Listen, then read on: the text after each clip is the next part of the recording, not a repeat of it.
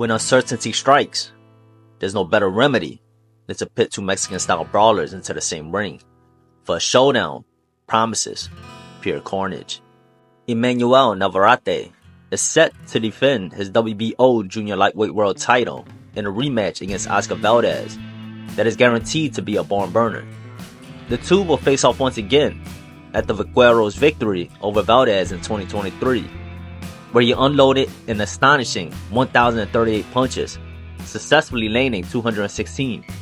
Valdez, eager to reclaim his standing, showcased his power in the most recent bout against Wilson, where he connected with over 55% of his power shots. This matchup holds significant stakes for both desperados in the ring. Navarette's last win came 16 months ago against Valdez, but since then he's faced challenges, including a majority draw against Robson Conceição and a recent upset loss against Denis Berinchyk. Meanwhile, Valdez finds himself in what may seem as the last leg of his career, determined to regain his momentum and avenge his previous defeat to Navarette, all while striving to become a two-time world champion. The pressure is on as both fighters seek redemption and glory. In a classic showdown of Mexico versus Mexican-American, Oscar Valdez stepped into the ring as an aggressive pressure fighter. Known for his high punishing approach, Valdez thrives in pocket fighting. His style is a symphony of high volume and power punches, where the heat of the fire will test your heart. He fights best in mid to close range, and his pursuit and explosiveness make him a danger to anyone. Emanuel Navarette's boxing can only be described as the wild style. For beginners hoping to glean technical lessons from his film, they may find themselves in a lost frenzy, as his approach defies conventional wisdom. Yet, beneath the surface of his apparent madness lies a calculated approach. Towering and lanky for his weight class, Navarette wields his long reach like a gunslinger, launching power punches from every conceivable angle and range. A true desperado of the game that comes guns blazing. So here we go, Mark. When two bulls lock horn in a battle of strength, it only ends when one finally yields.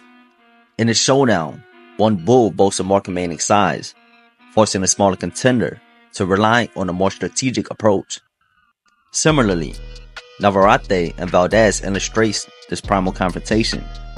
Both fighters share a chaotic approach, where the art of boxing takes a back seat to a more ferocious style of combat. Forget the jabs and the calculated setups. These warriors thrive on the thrill of exchanges, each punch a declaration of dominance. In their world, going toe-to-toe isn't just a strategy, it's a way to end the fight decisively. In the heat of a firefight, it's not just a solitary shot that land, but a culmination that overwhelms the senses. It didn't take long for Navarette to find his mark. He fires like a machine gunner, unloading rapid flurries of punches, as he got the first knockdown of the fight.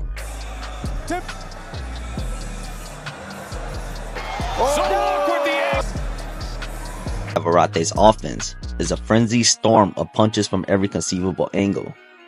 Meanwhile, Valdez had to adopt a more calculated approach, setting his feet and anticipating the tornado. He knew Navarette would charge forward with aggression, and his strategy was to capitalize that momentum, aiming to catch Navarette in the crossfire of his own combinations. The timing was between his punches.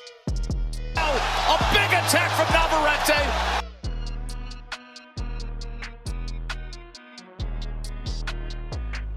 Valdez may not be hailed as the premier defensive fighter.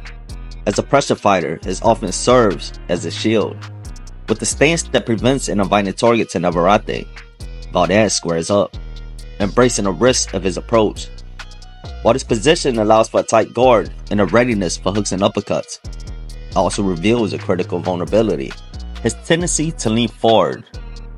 This posture aligned him directly with Navarette's line of fire, especially when it came to those devastating uppercuts.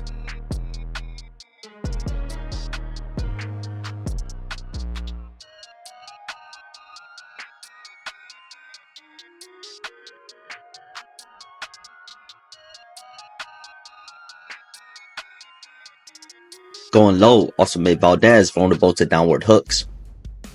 And his up and down rhythm could also be timed when his head popped up. In the first bout, the matchup starkly illustrated the challenges Valdez faced. His movement was notably restricted, and his defensive layers lacked the dynamics needed to contend with a fighter like Navarette. While Valdez employed a tight guard and occasionally dipped for level changes, his strategy was limited to taking a few cautious steps back or around. Ultimately, he was a stationary target, squared up and vulnerable. By Emanuel Navarette attack, and now before. In stark contrast, Navarette set free a whirlwind of unorthodox aggression. His wild style was a testament to his size and power within the weight division, delivering punches in rapid succession from every conceivable angle. He launched strikes straight down the center, under Valdez's guard, and around the guard with ease. Navarette's reach was a significant advantage, allowing him to operate effectively from the outside, the punches wing into the blender on the inside. Take some of that steam away later in the fight. I'm here, it's the fifth right now. I'm hoping that it will slow him down and take some of his power. And the 2 knockdowns scored, that has been the difference. Navarette right now, maybe looking for a second win. It's been work that has been most effective. That body Oscar. 10 segundos. Striding left hand. Oh. Again. Oscar Valdez. Wow, what a shot. But look where he set it up, how he set it up. Right hand was being thrown underneath. You rarely ever see this type of counter.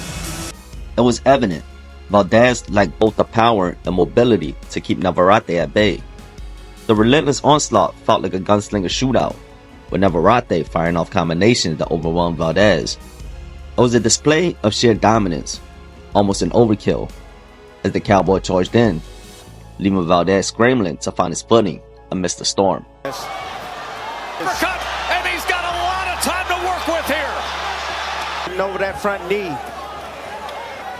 Oscar leaning forward. There's a left hand to the body.